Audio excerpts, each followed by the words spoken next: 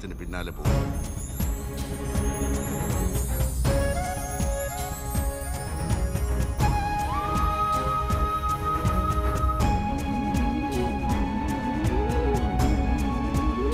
പുത്ര, ഞാൻ നിന്റെ മാതാവാണ്. പുത്ര,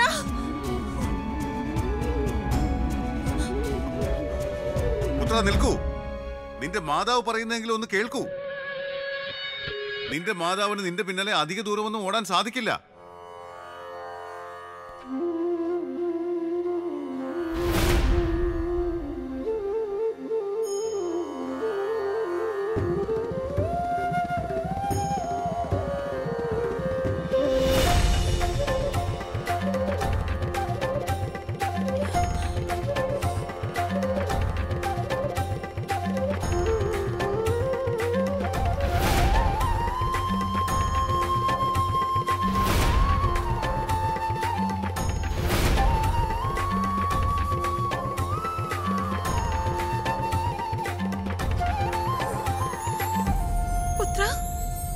എങ്ങോട്ട് പോയി? പുത്ര,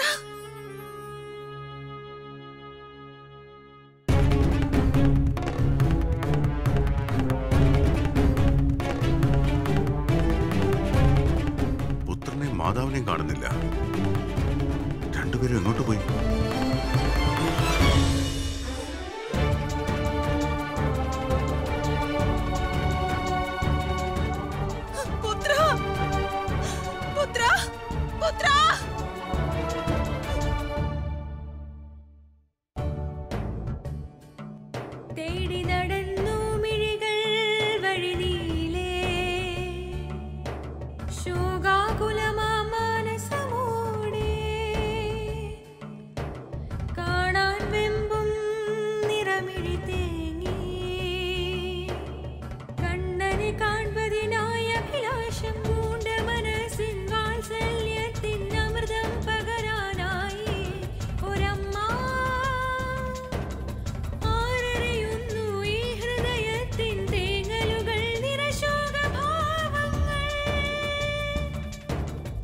റാണിയുടെ പുത്രൻ ഇവിടെയില്ല.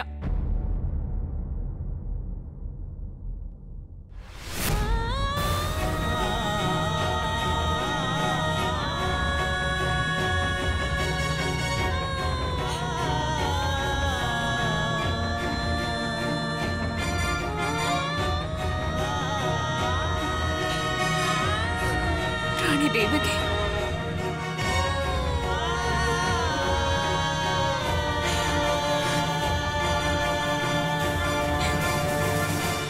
ദേവി, ഇത് നമ്മുടെ ജീവിതത്തിലെ ഏറ്റവും സൗഭാഗ്യകരമായ നിമിഷമാണ്. എനിക്ക് ജന്മം നൽകിയ മാതാവും എന്നെ സംരക്ഷിക്കുന്ന മാതാവും, രണ്ട് മാതാക്കളും പരസ്പരം നേരിട്ട് കാണുകയാണ്.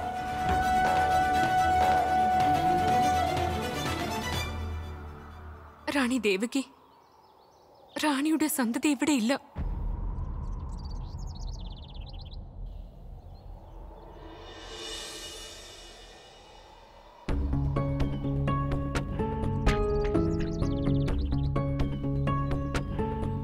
ആ ബാലകനോടെ അവനെ പിന്തുടർന്നല്ലേ ദേവകി ഇങ്ങോട്ട് വന്നത്? ഭഗവാനെ, ആ ബാലകൻ ഇവിടെ ഒരിടത്തും കാണുന്നില്ല. ജീവിച്ചിരിക്കണമെന്നുണ്ടെങ്കിൽ പെട്ടെന്ന് അന്വേഷിക്കേ. അഥവാ എന്റെ പദ്ധതി വിജയിച്ചാൽ പിന്നെ. ശരി ഭഗവാനെ.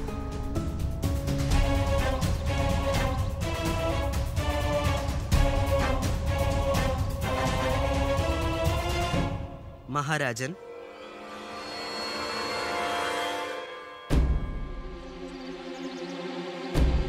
നിങ്ങൾ ഇവിടെ എന്ത് ചെയ്യുന്നു? മഹാരാജൻ, അങ്ങ് ആരെയാണോ അന്വേഷിക്കുന്നത്? ആ ബാലകൻ എവിടെയാണെന്ന് ഞങ്ങൾക്കറിയാം. നിങ്ങൾ ആരെ കുറിച്ചാണ് പറയുന്നത്? മഹാറാണി ദേവകിയുടെ 8ാമത്തെ പുത്രനെ കുറിച്ച്. എന്റെ അനന്തരവൻ. എവിടെ ദേവകിയുടെ പുത്രൻ? മഹാരാജൻ, ഞങ്ങളോടൊപ്പം വന്നാലും ഞങ്ങൾക്ക് മാത്രമാണ് അറിയുന്നത്. അങ്ങയുടെ അനന്തരവൻ എവിടെയാണെന്ന കാര്യം. വന്നാലും മഹാരാജൻ.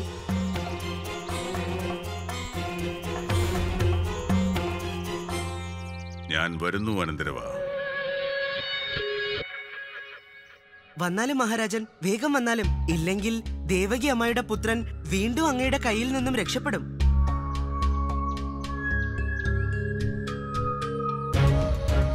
ഇനി ഈ ബാലകർ എന്നെ കബളിപ്പിക്കുന്നതാവുമോ? നിൽക്കോ.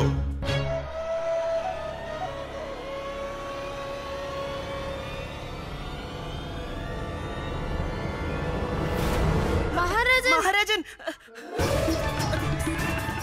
മഹാരാജൻ, ഞങ്ങൾ സഹായിക്കാൻ ശ്രമിക്കുമ്പോൾ അങ്ങ് ഞങ്ങളോട് ഒന്ന് മാത്രമേ എനിക്ക് ചോദിക്കാനുള്ളൂ. നിങ്ങൾ എന്തിനാണ് എന്നെ സഹായിക്കുന്നത്? മഹാരാജൻ, ഞങ്ങൾ അങ്ങനെയല്ല, ഞങ്ങളെ തന്നെ സഹായിക്കുകയാണ് മഹാരാജൻ. മഹാരാജൻ, ഞങ്ങൾ ആഗ്രഹിക്കുന്നില്ല ആ ദേവകി മാതാവിന്റെ 8ാമത്തെ പുത്രൻ കാരണം ഞങ്ങൾക്ക് എന്തെങ്കിലും വിപത്ത് സംഭവിക്കണമെന്ന്. അതെ മഹാരാജൻ, ഞങ്ങൾ അങ്ങേ അവന്റെ സമീപം കൊണ്ടുപോവുകയായിരുന്നു. എന്നാലേ ഗോകുലത്തിലെ വിപത്തുകൾ അവസാനിക്കുകയുള്ളൂ. മഹാരാജൻ, ഞങ്ങളെ താഴെ ഇറക്കിയാലും ഇല്ലെങ്കിൽ അങ്ങയുടെ വിപത്ത് അവസാനിക്കില്ല, പിന്നെ ഞങ്ങളുടേത്. മഹാരാജൻ, ഞങ്ങളെ താഴെ ഇറക്കിയാലും.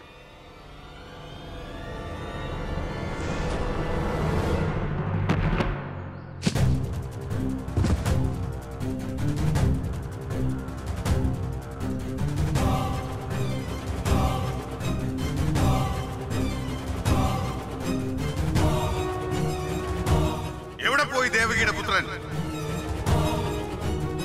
ഞാൻ ഇവിടെ തന്നെയുണ്ട് കംസനമാവ.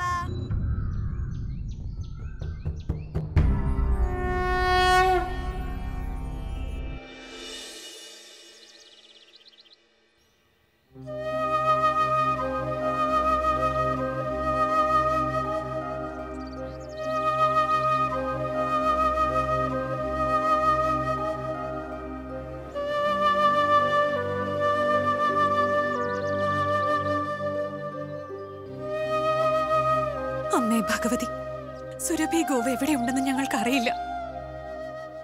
ഇനി എങ്ങനെയാണ് അക്രൂരർക്ക് പുതുജീവൻ ലഭ്യമാവുക? സഹായിച്ചാലും അമ്മേ, സഹായിച്ചാലും.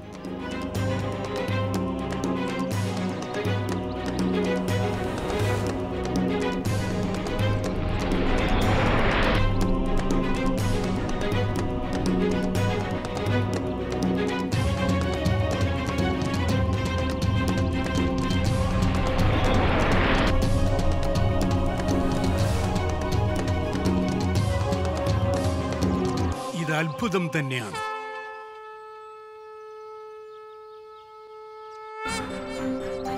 മഹാറാണി രോഹിണി, ഒരു ആനന്ദകരമായ വാർത്തയുണ്ട്.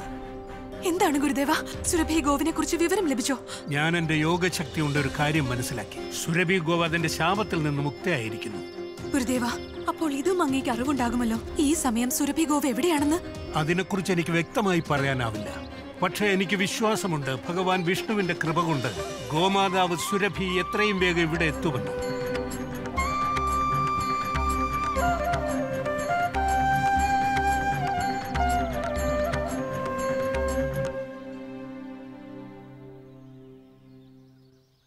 ഭഗവാനെ, ഞാൻ മനസ്സിലാക്കുന്നു സുരഭി ഗോവിനെ ശാപത്തിൽ നിന്ന് മുക്തയാക്കിയത് അങ്ങാണെന്ന്.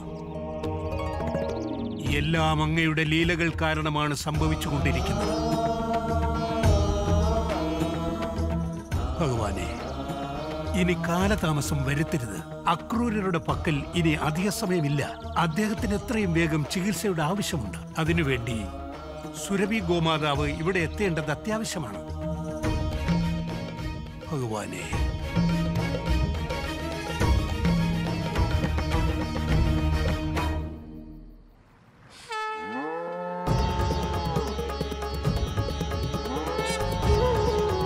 സുരഭി ഗോമാതാവ് അവിടുന്ന് എത്തിക്കഴിഞ്ഞു.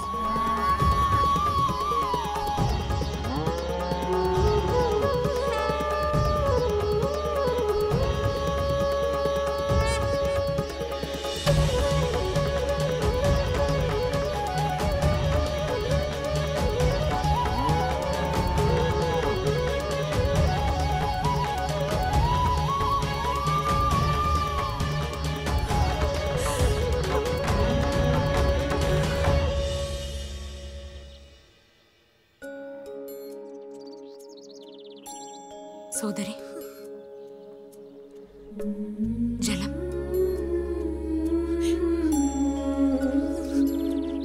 സോദരി ദേവിക്ക്,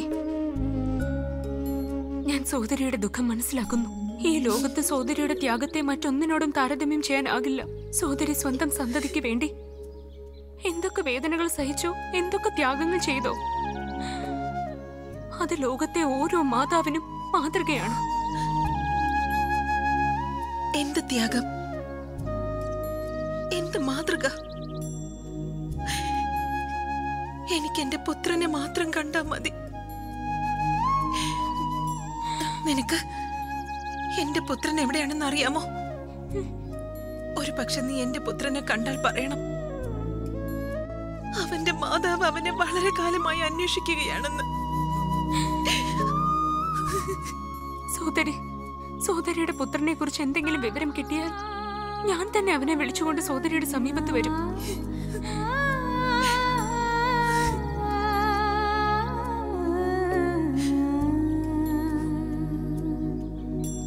സോദരി ദേവിക്ക്,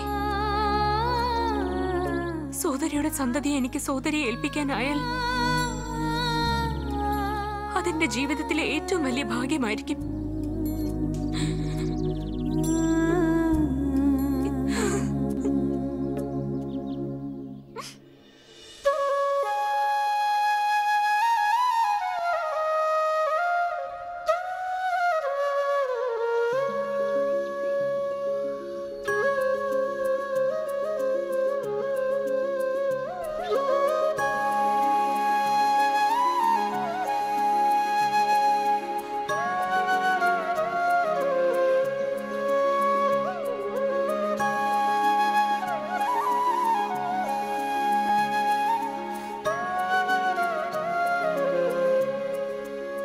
നാരായണ നാരായണ. പ്രഭോ, ഇന്ന് ഭഗവാൻ ശ്രീകൃഷ്ണൻ ഒരു കാര്യം വ്യക്തമാക്കിയിരിക്കുകയാണ്. ഈ ലോകത്ത് ഒരു വ്യക്തി എത്രത്തോളം വലിയ അധർമ്മിയായിരുന്നാലും ഏതെങ്കിലും ഒരു ദിവസം അവന് ധർമ്മത്തിന്റെ പാതയിൽ എത്തേണ്ടതായി വരുന്നു.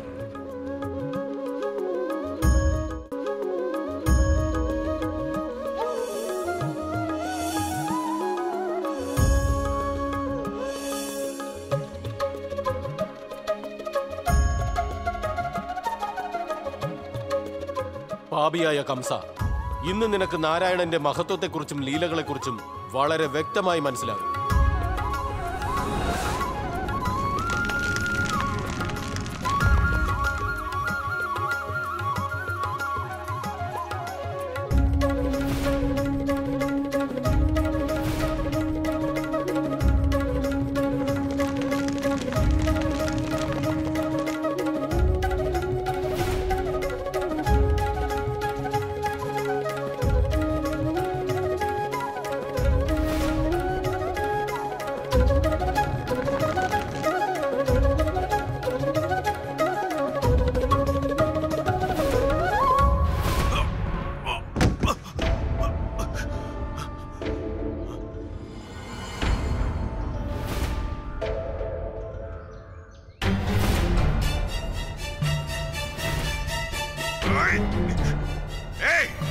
കംസനമാവ, ലതകളോട് എന്തിനാണ് അങ്ങ് ക്രോധം കാട്ടുന്നത്? അങ്ങ് അങ്ങയുടെ കർമ്മങ്ങളോട് കാട്ടൂ. വികൃതിയായ ബാലക, നിനക്ക് എന്നിൽ നിന്നും മറഞ്ഞിരിക്കാൻ സാധിക്കില്ല.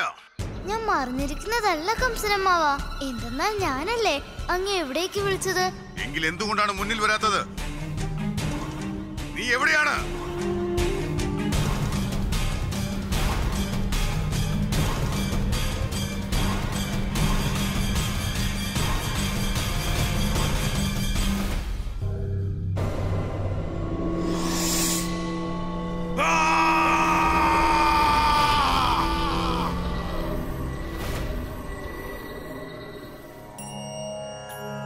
അല്ലയോ സുരഭി ഗോമാതാവേ, സ്വന്തം പിതാവിന്റെ വായിൽ നിന്നുയർന്ന അമൃതഗന്ധത്തിൽ നിന്നാണ് അവിടുന്ന് ജന്മം കൊണ്ടത്. അവിടുത്തെ പഞ്ചഗവ്യവും അമൃതിന് തുല്യമാണ്. അവിടുത്തെ പഞ്ചഗവ്യം കൊണ്ട് ജീവൻ പ്രദാനം ചെയ്യുന്ന ഔഷധങ്ങളും ഞങ്ങൾ നിർമ്മിച്ചു കഴിഞ്ഞു. ഇനി മാതാവ് ദയവായി സഞ്ജീവനി മന്ത്രം ഉച്ചരിക്കണമെന്ന് ഞങ്ങൾ അപേക്ഷിക്കുകയാണ്. എന്നാലേ അവിടുത്തെ പിതാവിന് പുതുജീവൻ നൽകാൻ സാധിക്കൂ.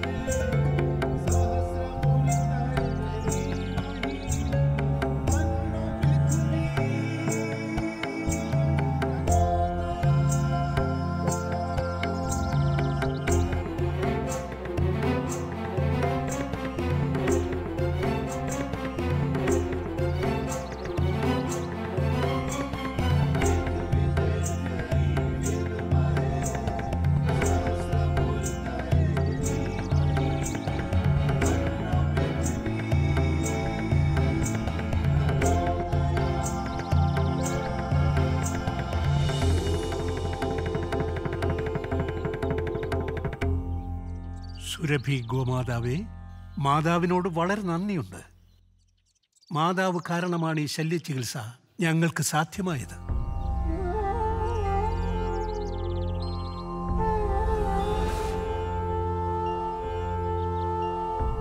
മഹാറാണി രോഹിണി, അക്രൂരരുടെ ശല്യചികിത്സ പൂർത്തിയായി കഴിഞ്ഞു. ഇനി 2 വാരങ്ങൾക്ക് ശേഷം ഞങ്ങൾ അക്രൂരരുടെ കെട്ടുകൾ അഴിക്കും. എനിക്ക് പൂർണ്ണ വിശ്വാസമുണ്ട് അക്രൂരർക്ക് തീർച്ചയായും പുതുജീവൻ ലഭിക്കും. ഗുരുദേവ, അങ്ങയോടുള്ള ഈ കടം, അങ്ങയുടെ ഈ ഉപകാരം എനിക്ക് ഈ ജീവിതത്തിൽ വീട്ടാൻ സാധിക്കില്ല. ഞാനൊരു നിമിത്തം മാത്രമാണ് റാണി. ഈ കർമ്മങ്ങളെല്ലാം എന്റെ രക്ഷകൻ, എന്റെ ഭഗവാൻ, എന്റെ നാരായണനാണ് ചെയ്യുന്നത്.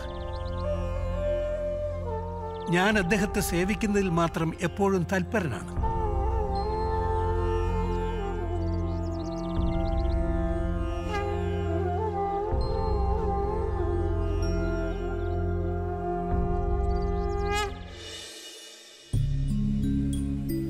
മഹാരാജൻ,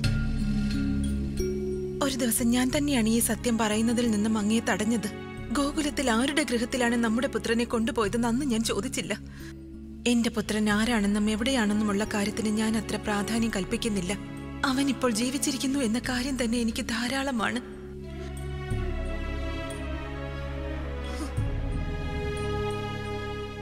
പക്ഷെ ഇന്നൊരു മാതാവ് അങ്ങയോട് ചോദിക്കുന്നു, എവിടെയാണ് എന്റെ പുത്രൻ?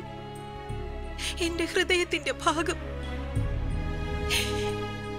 എന്നെ മാതാവേ മാതാവേ എന്ന് സ്നേഹത്തോടെ വിളിക്കുന്ന എന്റെ പുത്രൻ. ദേവകി, ഇപ്പോൾ സംഭവിച്ച കാര്യങ്ങളെല്ലാം തന്നെ നല്ലതിനു വേണ്ടിയാണെന്നാണ് എനിക്ക് തോന്നുന്നത്. അന്ന് നമ്മുടെ സന്തതിയുടെ സത്യം മനസ്സിലാക്കേണ്ടതില്ലെന്ന് നീ തീരുമാനിച്ചിരുന്നു ദേവകി. ഇന്ന് ആ തീരുമാനം നമ്മുടെ സന്തതിയുടെ രക്ഷയ്ക്ക് തന്നെ അടിസ്ഥാനമായിരിക്കുകയാണ്. അതുകൊണ്ട് ഇതും നമ്മുടെ സന്തതിയുടെ ഗുണത്തിനു വേണ്ടിയാണ്. നീ ഇപ്പോൾ അവന്റെ സത്യം അറിയാൻ ശ്രമിക്കരുത്. മഹാരാജൻ, ഞാനൊരു മാതാവാണ്. ഈ ലോകം എന്നിൽ നിന്ന് എത്ര മറച്ചു വെച്ചാലും എന്റെ പുത്രൻ എവിടെയാണെന്ന് എന്റെ മാതൃത്വത്തിന് മനസ്സിലാക്കാൻ സാധിക്കും. അമ്മാവ, എനിക്ക് മനസ്സിലാകുന്നതേയില്ല. എന്നെ കാണുന്നതിന് ഇത്ര വ്യഗ്രത കാട്ടുന്നത് എന്താണ്? ഇപ്പോൾ സംഭവിച്ച കാര്യങ്ങളെല്ലാം തന്നെ നല്ലതിനു വേണ്ടിയാണെന്നാണ് എനിക്ക് തോന്നുന്നത്.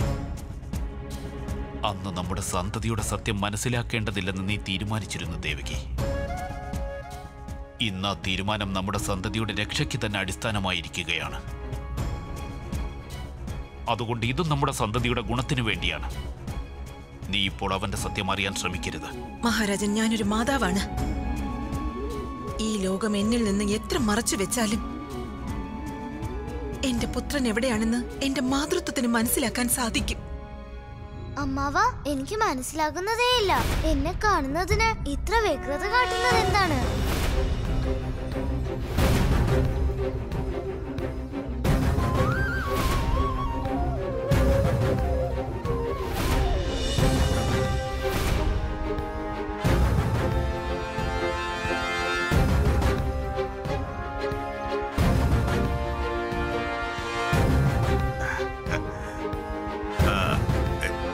നന്ദന്റെ പുത്രൻ, യശോദയുടെ കണ്ണൻ, സർവവ്യാപിയായ കൃഷ്ണൻ എന്ന് പറയുന്നത് നീ. അമ്മാവ, ഞാൻ യശോദ മാതാവിന്റെ പുത്രനായത് പിന്നീടാണ്. പക്ഷെ ഫലത്തിൽ ദേവകി മാതാവിന്റെ പുത്രനാണല്ലോ. അനന്തരവ, ദേവകിയുടെ പുത്രൻ എന്ന് പറഞ്ഞതിന്റെ അർത്ഥം അറിയാമോ നിനക്ക്? ഞാൻ ദേവകിയുടെ സന്തതിക്ക് രഹസ്യ സന്ദേശം നൽകാനല്ല അന്വേഷിക്കുന്നത്. അവനെ വധിക്കുന്നതിനാണ് അന്വേഷിച്ചുകൊണ്ടിരിക്കുന്നത്.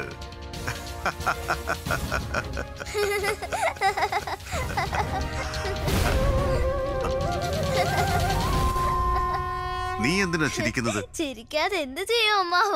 അശരീരി അനുസരിച്ച് അങ്ങ് എന്നെയല്ല, ഞാൻ അങ്ങയാണ് വധിക്കുന്നത് അമ്മാവ. എന്തെന്നാൽ ഞാനാണ് ദേവകി മാതാവിന്റെ 8ാമത്തെ പുത്രൻ.